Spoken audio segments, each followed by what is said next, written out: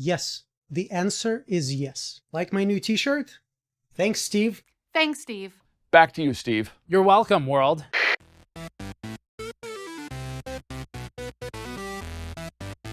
Hi friends, Dimitri here. Several years ago, I installed a video surveillance system at my house. Eufy at that time was on a tear. Their PR department must have spent a small fortune paying YouTubers to shill for their solar wireless cameras. I got caught up on all the hype and bought into their ecosystem. This included several outdoor solar-powered cameras, some battery-powered indoor ones, a doorbell, and a home base, which is basically a central computer that controls the cameras and streams footage to the phone.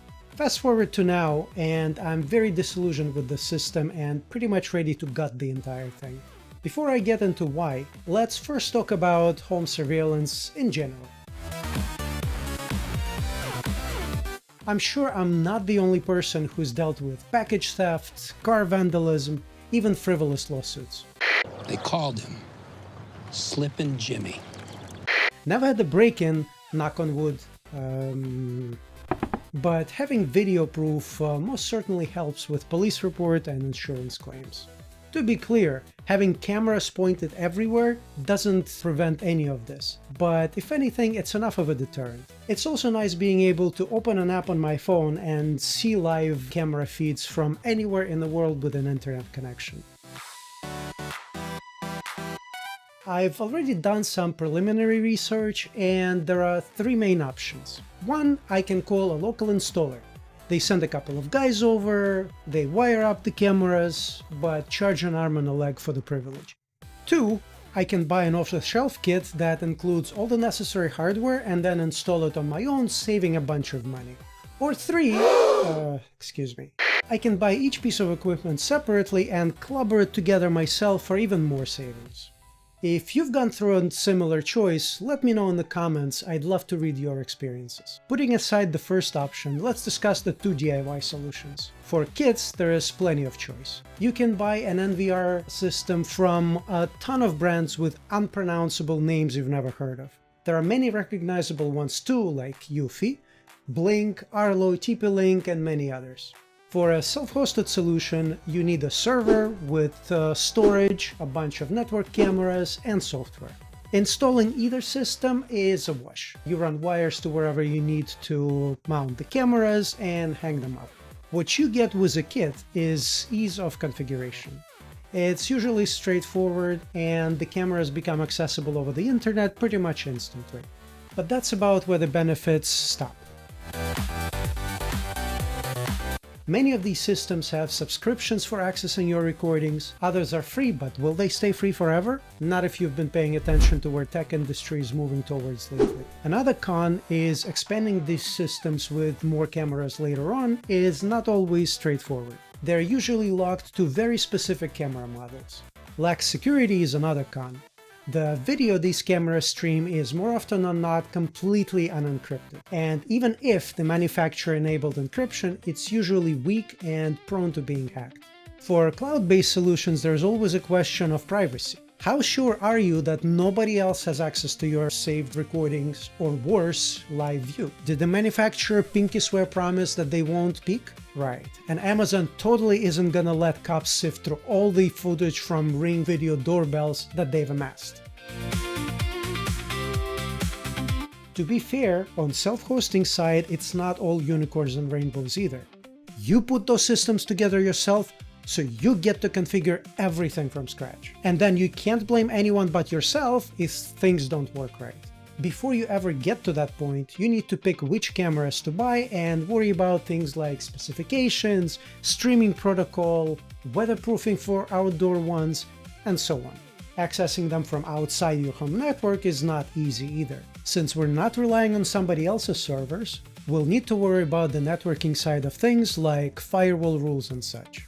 Then, whatever app you end up using will require corresponding server-side software, which brings me to the biggest con.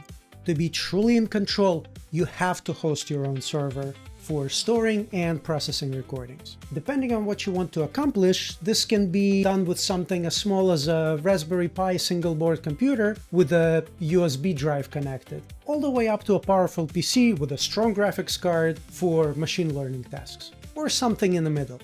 Choice is where this solution shines. I honestly believe that the benefits of self-hosting far outweigh the cons. You have choice, control, privacy, and ownership. Right now in my home, I have a Eufy system consisting of 6 battery-powered cameras throughout different rooms, 4 outdoor ones that are also on batteries but have built-in solar chargers, a video doorbell, plus a floodlight for the backyard. All of them are controlled with Homebase 3, which is the brains of the operation in the Eufy ecosystem. It's a small box that's basically a tiny computer which accepts a single hard drive or an SSD for storing video recordings. What originally drove me to Eufy was the promise of security, ease of use, and no subscriptions. The fact that all their cameras are Wi-Fi based meant that I didn't need to open up drywall to run networks and power to each one. Plus, solar charging for outdoor ones was a nice selling point. At first, I bought a starter kit with Homebase and 2 outdoor cameras just to test things out, see if I like it, and more importantly, if my wife likes it. Their app seemed good enough, and an old 2 terabyte hard drive I threw in was fine for at least a couple of months worth of video storage. The system even has some AI feature like person recognition. Most importantly, the promise of no subscription was true. I mean, you can subscribe for some extra perks, but those are completely optional. After having the system for, 3 years now, I don't like it anymore. The number one annoyance for me is power. All of my cameras are wireless, which means I gotta remember to charge them and worry about battery life. Even the solar-powered ones, if I leave 24/7 recording on, they'll just run out of juice in a month. I set them to only record based on motion detection, and the battery is barely staying leveled. During winters, it sometimes dips below 20% because the days are shorter and not as much sunlight reaches the solar cells. I don't want to climb up tall ladders 4 times a year to recharge. I'm already doing that for indoor cameras, even though I optimize them for battery use as much as possible. I had to turn off practically every useful feature they have. 24/7 recording to NAS? Disabled. Two-way audio? Disabled. Motion detection? Off. Alerts and notifications? Gone. Right now, they're only really good for viewing live video feeds on demand, and I still need to recharge them every 3 to 4 months. I wanted to buy cameras with power over Ethernet, but Eufy doesn't have any that work with the model of Homebase that I have. I'd need to go with one of their NVR solutions, which means replacing everything. The Homebase box and every single camera. Those NVR kits start at $800 for only 4 cameras, with each additional camera costing at least $130. So I'm looking at, let's see, carry the one, too damn much! The second pain point is connectivity. You'd think that it should be a no-brainer since all Eufy cameras use Wi-Fi. You'd be wrong. For some reason, the 2 cameras in the front of the house just wouldn't connect to the Homebase when I set it up in the basement in my rack. I was racking my brain, pulling out whatever I have left of my hair, trying to troubleshoot this. I thought maybe the signal from the nearest access point is being blocked by 2 walls, so I added another outdoor AP right next to the camera. No change. They still can't connect. It's right freaking there! Turns out, the way Eufy Homebase works is by spinning up its own internal special Wi-Fi network, and all cameras connect to that. The only way to have all of my cameras connect to it was to move the Homebase from the basement up to the first floor, where it's in range of all the cameras. But it's smack in the middle of my living room. Definitely not ideal. The next big downer is security. A couple of years ago, it came out that all of Eufy camera models did not encrypt their video streams and recordings. At all. Anker, Eufy's manufacturer, first denied it's even a problem, then they said encrypting the streams is impossible. Only after pressure from the media did they fold and finally implemented end-to-end encryption into every one of their camera models. Look, I'm no security expert, so I guess that's the end of the drama for me. But what this incident revealed is that having my surveillance system on an always online connection is a bad idea. Unfortunately, I can't cut the camera and the home base from the internet. I mean, I can, but that would render the entire system useless, as I wouldn't be able to access the recordings or even live feeds, even from inside of my home. Perfect example happened last month when we had a day-long internet outage and the cameras were inaccessible from the Eufy app, even though my Wi-Fi worked just fine for local connections between devices on the same network. Next up is privacy. For a home surveillance system, I no longer trust any corporation, no matter how much they pinky swear that my footage is not accessible to anyone. I don't have time to read through 900 pages of legalese in the end-user license agreement to find out if I'm signing up to have my video handed over to advertisers, or to AI companies as training data, or to insurance who'll use it to hike up my premiums. This is exactly why I'm already self-hosting my photos and videos. Home surveillance is just the next logical step. Anchor has always advertised Eufy as a no-subscription alternative to other competitors on the market. To be fair to them, it's true. Their optional sub is for useless features like cloud backup and additional device warranty. The main point is that it's not required. But how long is it gonna stay that way? Every EULA has a small print that allows the company to change the contract after you've bought and paid for the hardware. With everything in our lives in shitifying into a subscription, will Eufy stay free forever? I don't know, and I don't want to find out. What if tomorrow they decide to move some feature that I use behind a paywall? Is there any guarantee that, say, 2 years from now, Anchor doesn't decide to stop supporting the home-based line of products altogether and push everyone to buy their NVR solution? What happens if they go out of business and shut down the servers that currently run their app? These are no longer unlikely hypothetical scenarios. We've seen countless of examples of these things already happening. Adobe locks you out of your work if you cancel their subscription. Car makers are moving heated seats and other features behind a monthly charge. Smart thermostat and baby monitors, for Christ's sake, become paperweights overnight because their maker was bought out by some private equity that's only interested in squeezing the maximum amount of money out of us. Watch some of Louis Rossmann's "How You're Getting Effed" rants if you don't believe me. Enough is enough. It's time I did something about it. In this series of videos, my goal is to replace Eufy with a self-hosted solution using a bunch of decloudified cameras. If you watched my previous videos, you know that I already have a file server that is very underutilized. I'll put it to work by hosting some sort of CCTV service yet to be determined. But for the cameras, there are several considerations that I must consider.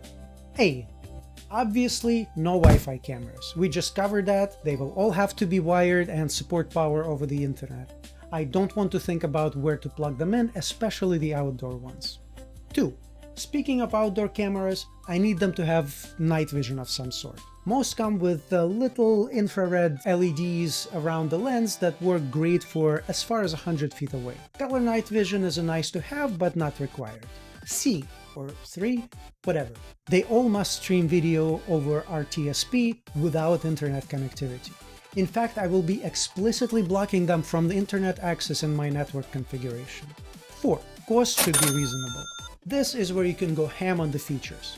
High resolution, 360-degree video view, pan tilt zoom remote control, bidirectional speakers. All of that sounds great on paper, but these toys add up quickly. Then there's other hardware that I must not forget. When we were doing renovations in this house, I had a guy come in to do some Ethernet runs from the basement where my rack lives to the outside of the house and to every room on the first and second floors. Unfortunately, that's not gonna be enough. We weren't opening up drywall during reno, so he couldn't run a conduit. He just snaked cables through the ceilings, along the beams, wherever he could. The wires to other floors run through the walls, along the outside, and are covered by stucco, so pulling more wires is not an option. Right now there are 2 cables at the front of the house and 2 at the back. but I'll have 6 total outdoor devices. Up front, I'll have 2 cameras and a video doorbell, then 1 camera on each side of the house, and a floodlight in the backyard. Similar things inside. The wires that he ran are already taken up by access points. I'll need to buy a couple of switches for those locations. 2 of them will need to be rated for outdoors. The good thing is that all the cabling is Cat 6 and my main switch supports PoE+, which means delivering power and connectivity is no problem. I'm not sure yet, but I may need to buy some power injectors. I'll burn that bridge when I get to it. The next thing I need is storage for all the video recordings. My file server right now has around 40 terabytes free. That's gotta be more than enough space for at least a few weeks worth of footage. Hard drives are crazy expensive these days, and I really don't want to plop down another $1,000 or so to upgrade to bigger discs. So I'll have to settle either on video of lower resolution, lower bitrate, lower frame rate, or forget 24/7 continuous and just go for motion detection based recording instead. For server software, there are several solutions for self-hosted NVR. Frigate, Motion Eye, and Blue Iris are the ones I'm considering. Each has pros and cons, but they're all community-supported projects that have a ton of documentation and installation tutorials on YouTube. Feel free to chime in down below in the comments with your favorite NVR server software. Finally, I'd like to have some AI assist. I recently added a discrete GPU into my server. It's an older card, NVIDIA Quadro P2000, but it'll be perfect for machine learning tasks like object detection and face recognition. I've already done the hard part of configuring it in Unraid, so all I'll need to do is pass it through to a virtual machine or Docker container or whatever else I end up using on the software side. Stay tuned for the next videos in this series. I'll take you along for shopping for cameras, installing them, choosing the server software, and configuring everything. In the end, I'm hoping to replace the Eufy ecosystem with my own, where I am in full control over its privacy and security. Hopefully without breaking the bank too.